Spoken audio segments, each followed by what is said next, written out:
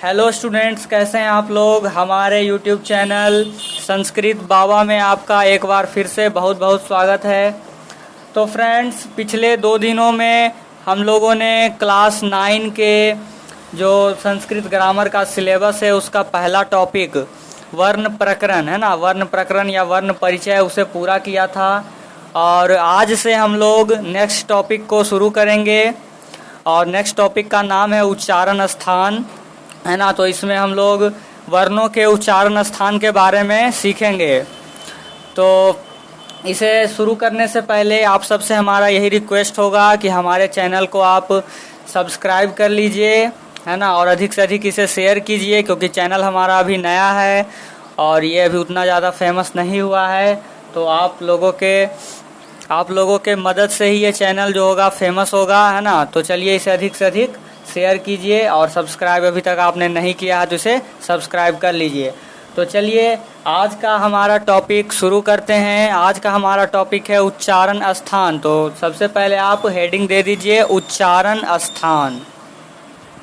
तो आज के इस टॉपिक में हमें वर्णों के उच्चारण स्थान के विषय में पढ़ना है, उसके विषय में सीखना है कि आपने पिछले 2 क्लास में वर्णों के बारे में समझा कि किस किस प्रकार के वर्ण होते हैं है ना। अब हमें सीखना है कि उन वर्णों का उच्चारण स्थान कहाँ से होता है, यानी हमारे शरीर में से किस अंग से वे वर्णों का उच्चारण होता है ना। तो ये सब आज सीखेंगे। जैसे कि अगर क बोलते हैं तो ये जो क है इसका उच्चारण हमारे मुंह के अंदर कहाँ से इसका उच्चारण होता है ना, इसके बारे में सीखेंगे। तो चलिए शुरू करते हैं। तो सबसे पहले क वर्ग यानी क, ख, ग, घ और अंग है ना, इसके उच्चारण स्थान को समझते हैं। तो चलिए लिखते हैं पहले क वर्ग। तो क वर्ग में हमारा क, ख, ग, घ और अंग आता है ना। तो अब हमें यह पता करना है कि इसका उच्चारण जो है मुंह के अंदर कहाँ से होता है। ठीक, तो आप इसे बोलिए क है ना, बोल कर देखिए ख, ग। तो आपको लगेगा कि इसका जो उच्चारण है वो कहीं ना कहीं कंठ से आ रहा है। ठीक, आप अपने कंठ को छू करके देखिए तो आपको लगेगा कि क बोलने में इसका उच्चारण कंठ से आता है। ठीक है, तो उसी तरह से ख, ग, घ, अंग है ना, ये पांचों जो है इसका उच्चारण होता है कहाँ से, कंठ से। तो हम इसमें लिख देते हैं कि क वर्ग का उच्चारण स्थान क्या है। क वर्ग का उच्चारण स्थान क्या हो जाएगा, कंठ है ना। यहाँ पे आप लिख दीजिए कि क वर्ग का उच्चारण स्थान कंठ है। ठीक, तो अब च वर्ग को समझते हैं। तो च वर्ग में हमारा च, छ, ज, झ और य है। ठीक, तो अब आप इसे बोल करके देखिए। तो जब आप इसे बोलेंगे तो आपका जो जीव होगा आपके मुंह के ऊपर वाले दीवार में है ना, यानी आपके मुंह के जो ऊपर का छत है वहां से आपका जीव सटता है। ठीक, जैसे बोलिए च, धीरे से बोलिएगा तो आपको पता चल जाएगा कि जीव आपका आपके मुंह के ऊपर सटता है। ठीक, तो जहाँ पे सटता है उस स्थान को तालु कहा जाता है ना, तालु। ठीक है, तो ये सारा जो हमारा वर्ण है इसे उच्चारण करने के लिए, इसे बोलने के लिए हमारा जीव तालु में सटता है। इसलिए इन सभी वर्णों का उच्चारण स्थान क्या हो जाएगा, तालु। ठीक है, इनका उच्चारण स्थान हो जाएगा क्या, तालु। ठीक ना। तो चलिए ये आप समझ गए होंगे। तो चलिए अब ट वर्ग के उच्चारण स्थान को समझते हैं। तो ट वर्ग में हमारा ट, ठ, ड, ढ और न आता है ना। अब आप जब इसे बोलेंगे तो आपका जो जीव होगा तालु से थोड़ा सा पीछे है ना, तालु से थोड़ा सा पीछे और मुंह के ऊपर वाले छत से ही चिपकेगा। ठीक, तो एक बार आप पहले तालु और है ना मूर्धा को आप एक बार समझ लीजिए। जैसे कि अगर ये हमारा मुंह है ना, इस तरह से इसे समझिए, और यहाँ पे ऐसे ऐसे दांत लगे हुए हैं। ठीक, दांत लगे हुए हैं इधर। तो और ये हमारा जीव है कुछ इस तरह से। ठीक है, आप इसे ऐसे समझिए। तो क्या होता है कि तालु जो है वो जैसे कि यहाँ से दांत लगा हुआ अगर, तो दांत के ऊपर मसूढ़े के थोड़ा सा पीछे, ये मतलब यहाँ पे आप समझ सकते हैं तालु का स्थान, ठीक है, तालु का। और उसके पीछे अगर चले जाइए बीच में लगभग, है ना, मुंह के लगभग बीच में, मतलब कि उसके छत के बीच में, ठीक, तो यहाँ पे आपका मूर्धा होता है ना, मूर्धा। तो तालु और मूर्धा आप समझ गए कि तालु, ये जो जब हम लोग च छ ज झ य बोलते हैं तो जीभ हमारा तालु में सटता है, यानी थोड़ा सा आगे की ओर यहाँ पे, ठीक है। और जब ट ठ ड ढ न बोला जाता है तो ये लगभग इससे थोड़ा सा पीछे, है ना, यहाँ बीच में लगभग ये सटता है जीभ, तो इस स्थान को मूर्धा कहा जाता है, ठीक, मूर्धा कहते हैं इसे। तो अब तो आप समझ गए होंगे कि ट वर्ग का उच्चारण स्थान क्या हो जाएगा, मूर्धा, है ना, मूर्धा। यहाँ पर इसे लिख देते हैं, ट वर्ग का उच्चारण स्थान क्या हो जाएगा, मूर्धा, ठीक है। तो अब चलिए त वर्ग के उच्चारण स्थान को समझते हैं। तो त वर्ग में त, थ, द, ध और न, है ना, ये पांचों त वर्ग में आते हैं, ठीक। तो अब इनका उच्चारण स्थान हमें पता करना है, तो आप बोल करके देखिए, त, थ, द, है ना, बोल करके खुद से देखिए। तो आपका जो जीभ होगा ऊपर वाले दांत में, यानी कि लगभग यहाँ पर, अगर यहाँ पे दांत है ना, तो यहाँ पे आपका जीभ सटेगा, ऊपर वाले दांत में सटेगा, ठीक है।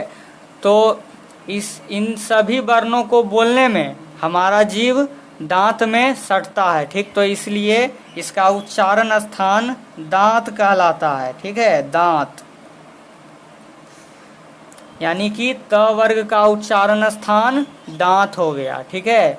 तो चलिए अब प वर्ग के उच्चारण स्थान को समझते हैं। तो प वर्ग में प, फ, ब, भ और म, ये पांचों प वर्ग में आते हैं, ठीक। अब इनका उच्चारण स्थान क्या हो जाएगा, आप खुद से भी इसे पता कर सकते हैं, बोलिए प, है ना। तो इसमें क्या होगा कि आपका जो ओठ है वो दोनों एक दूसरे से सटेगा, ठीक है, प, है ना, देखिए सटेगा, बिना ओठ को सटा आप इसे नहीं बोल पाएंगे। फ, ब, भ, म, है ना, सभी में आपका ओठ सटता है, तो इसका उच्चारण स्थान क्या हो जाएगा, ओष्ठ, ठीक है, ओष्ठ कहते हैं ओठ को, है ना, ओष्ठ, इसका उच्चारण स्थान ओष्ठ हो गया। तो चलिए आप सभी स्पर्श वर्णों के उच्चारण स्थान को समझ गए, है ना, यानी कि पांचों वर्ग के, ठीक। अब यर लव के उच्चारण स्थान को समझिए। तो चलिए अब यर लव के उच्चारण स्थान को समझते हैं। तो सबसे पहले आप य को बोलिए, है ना, य। तो य बोलने में हमारा जीव तालु में सटता है, ठीक, ये आपको पता चल गया होगा बोलने के बाद, है ना। तो य क्या हो जाएगा, तालु, य का उच्चारण स्थान क्या कहलाएगा, तालु, है ना। और चलिए अब आप बोलिए र। र बोलने में जीभ कहाँ सटता है, तालु से थोड़ा सा पीछे, यानी मूर्धा में, है ना, सटता है। तो र क्या हो जाएगा, मतलब र का उच्चारण स्थान क्या हो जाएगा, मूर्धा, ठीक। इतना समझ गए होंगे। अब ल को बोल करके देखिए, ल, है ना, ल बोलने में जीभ हमारा दांत में सटता है, तो इसका उच्चारण स्थान हो जाएगा दांत। और व बोलने में ओष्ठ का तो काम है ही, है ना, तो आप इसे क्या बोलेंगे, ओष्ठ, लेकिन नहीं, इसे याद रखना है, ये थोड़ा सा खास है, ठीक, ये थोड़ा सा खास है कि व जो है ओष्ठ और दांत दोनों की सहायता से बोला जाता है, ठीक है। यानी कि व का उच्चारण स्थान क्या हो जाएगा, दंत ओष्ठ, इसे लिखेंगे दंत ओष्ठ। यानी कि व के उच्चारण के लिए दांत और ओठ दोनों की सहायता लेनी पड़ती है, ठीक। तो ये व का उच्चारण स्थान दंत ओष्ठ हो जाएगा। आप इसे एक और तरीके से याद रख सकते हैं कि अगर आपको ये पांचों वर्ग का उच्चारण स्थान याद है ना, लगातार आपको याद है, तो आप यर लव को आराम से याद रख सकते हैं कि सबसे पहले आप कंठ को छोड़ दीजिए, है ना, कंठ को आप छोड़ दीजिए, तो य आता है तो य हो जाएगा तालु, है ना। य के बाद र हो जाएगा मूर्धा और ल हो जाएगा दांत, ठीक। और उसके बाद व जो होगा ओष्ठ तो होगा ही, और साथ ही साथ आपको याद रखना कि इसके ऊपर वाला भी होगा, है ना। मतलब कि व जो होगा वो ये दोनों को मिला करके, ठीक। तो इस तरह से आप य र ल व के उच्चारण स्थान को याद रख सकते हैं, है ना। तो लेकिन उसके लिए आपको ये भी याद रहना चाहिए, ठीक है। तो चलिए अब आगे बढ़ते हैं। अब आप तालव्य स यानी ये है ना तालव्य स, मूर्धन्य स और दंत स के उच्चारण स्थान को समझिए। तो सबसे पहले तो ये आपको पता होना चाहिए कि कौन सा स क्या कहा जाता है, ठीक है। तो इसे तालव्य स कहा जाता है, इसे मूर्धन्य स और इसे दंत स, ठीक। आप इसके नाम को याद कर लीजिए, अगर आपको नहीं याद है तो याद कर लीजिए, है ना। बहुत ज़्यादा फायदेमंद होगा ये। तो अब इसके नाम के आधार पर ही इसके उच्चारण स्थान को आप याद रख सकते हैं कि इसका क्या नाम है, तालव्य स, है ना। इसका नाम है तालव्य स, यहाँ पर लिख ही देते हैं, ठीक। ये है तालव्य स, ठीक है। इसका नाम हुआ ये, तो इसका उच्चारण स्थान क्या हो जाएगा, तालु हो जाएगा। एकदम नाम से ही इसका पता चल रहा है, तालव्य, है ना। तालव्य का मतलब हुआ तालु, ठीक है। इसका नाम है मूर्धन्य स, इसका क्या नाम है, मूर्धन्य स। तो मूर्धन्य स नाम है इसका, तो इसका उच्चारण स्थान क्या हो जाएगा, इसका उच्चारण स्थान क्या हो जाएगा, मूर्धा। यहाँ पे मूर्धा में आप दीर्घऊ देंगे, ठीक है ना। यहाँ पे मिस्टेक हो गया है, मूर्धा में दीर्घऊ देना है, ठीक है। तो ये हो जाएगा मूर्धन्य स और यहाँ पे भी आप दे दीजिए दीर्घऊ, ठीक है। तो ये हो जाएगा मूर्धा और ये कहलाता है दंत स, ठीक है। इसका नाम है दंत स। तो इसका उच्चारण स्थान भी आपको इसी से पता चल जाएगा, क्या हो जाएगा, दांत, ठीक है ना। और यहाँ पर भी मूर्धा में दीर्घऊ दे देंगे, ठीक है। और हाँ, हिंदी और संस्कृत में आपको, है ना, आकार, हर्षिकार, हर्षऊ, दीर्घऊ का खास ख्याल रखना चाहिए, क्योंकि एग्जाम में इसके भी मार्क्स काटे जाते हैं अगर आपका गलत होता है तो, ठीक है। तो चलिए, तालव्य स, मूर्धन्य स, दंत स तक के उच्चारण स्थान को आपने सीख लिया। अब आगे बढ़ते हैं। अब ह का उच्चारण स्थान बताइए, सोच कर बताइए क्या होगा, है ना। तो उसके लिए क्या करना है, ह को बोल करके देखना है। तो बोलिए ह। तो ये भी क ख जैसा ही है ना, कंठ से इसका उच्चारण हो रहा है, तो इसका भी उच्चारण स्थान क्या हो जाएगा, ह का उच्चारण स्थान क्या हो जाएगा, कंठ, ठीक है। इसका भी उच्चारण स्थान कंठ हो गया।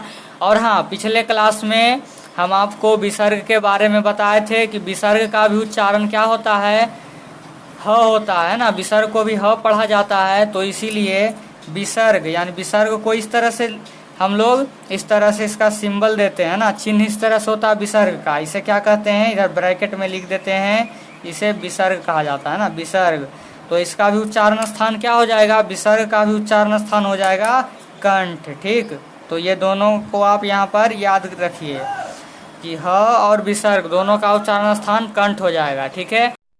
तो अब अक्ष, त्र और ज्ञ के उच्चारण स्थान को समझना है। तो आपको बताया जा चुका है पिछले वीडियो में कि अक्ष, त्र और ज्ञ जो है संयुक्त व्यंजन वर्ण कहलाता है ना। मतलब कि अक्ष अगर बोलते हैं तो इसमें क और छ, है ना, दोनों आते हैं इसमें, ठीक।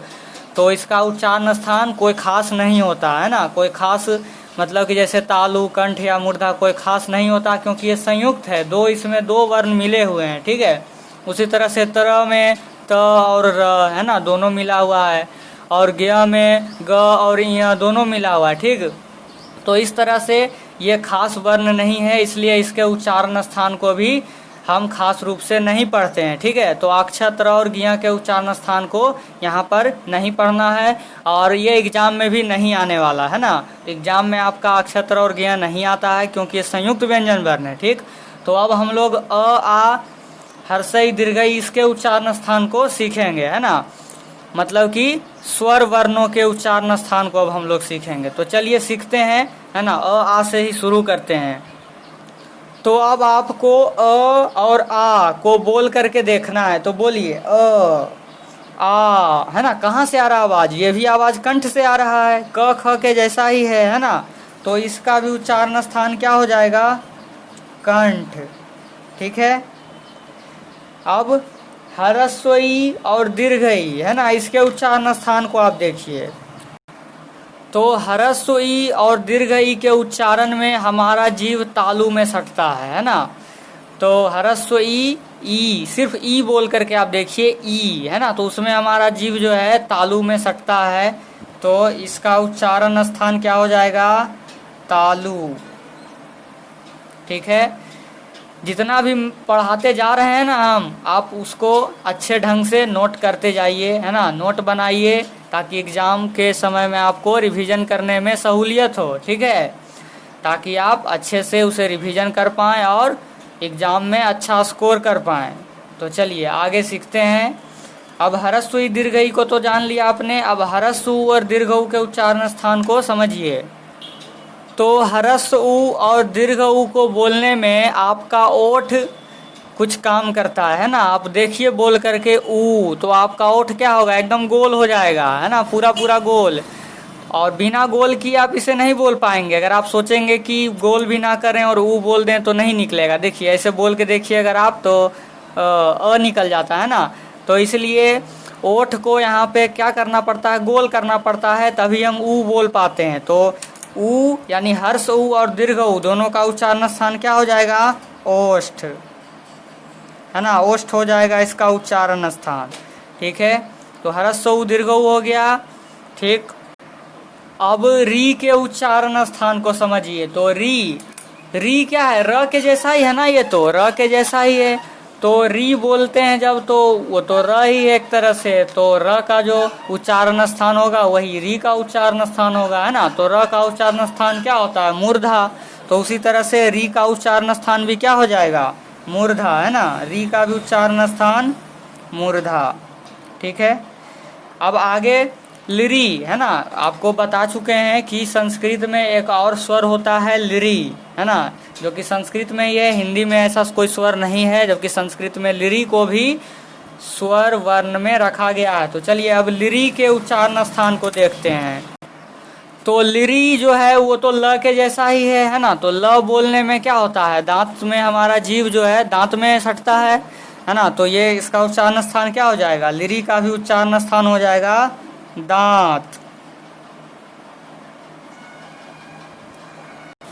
तो चलिए अब ए आई और ओ औ, है ना, इसके उच्चारण स्थान को समझते हैं।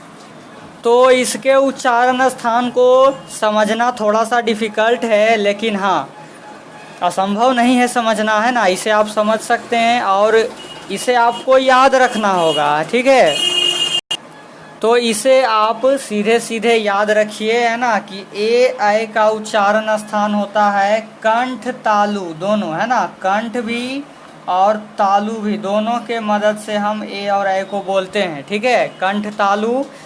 और ओ औ का उच्चारण स्थान होगा कंठ ओष्ठ, यानी कंठ और ओष्ठ दोनों का इसमें आवश्यकता पड़ता है। ठीक है, तो आप इसे याद रखें कि ए आई का उच्चारण स्थान कंठ तालु दोनों, ठीक ना, और ओ औ का उच्चारण स्थान कंठ ओष्ठ।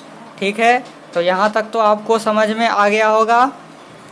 अब हमें 5 ऐसे वर्ण का उच्चारण स्थान समझना है जिनका उच्चारण नाक से होता है ना। मतलब कि नाक से, नाक की सहायता लेनी पड़ती है उसे उच्चारण करने के लिए, उच्चारित करने के लिए, है ना, नाक की सहायता लेनी पड़ती है। तो ये 5 हैं, ये हैं अंग, य, है ना, न और म। ठीक है, तो इन 5 को बोलने में नाक से भी आवाज आता है। ठीक, तो चलिए इसे समझते हैं।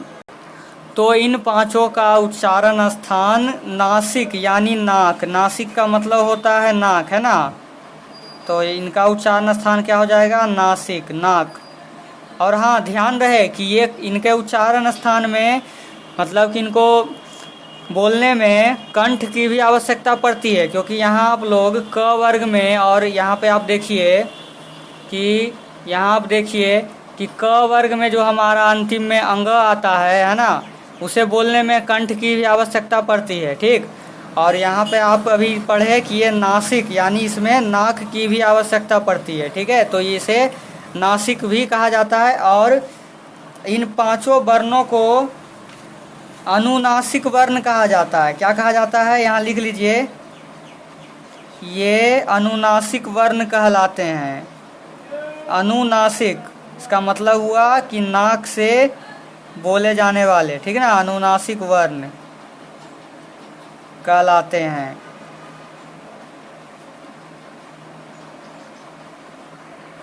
तो चलिए आज का टॉपिक हमारा यहीं पे समाप्त हो गया है ना। मतलब कि उच्चारण स्थान को हमने आज पढ़ लिया और उम्मीद है कि आपको समझ में आ गया होगा, है ना। नहीं समझ में आता है तो आप कमेंट बॉक्स में कमेंट कीजिए, ताकि हम इसे और इजी करके आपको दे सकें, है ना, और इजी कर सकें। तो चलिए बहुत बहुत धन्यवाद।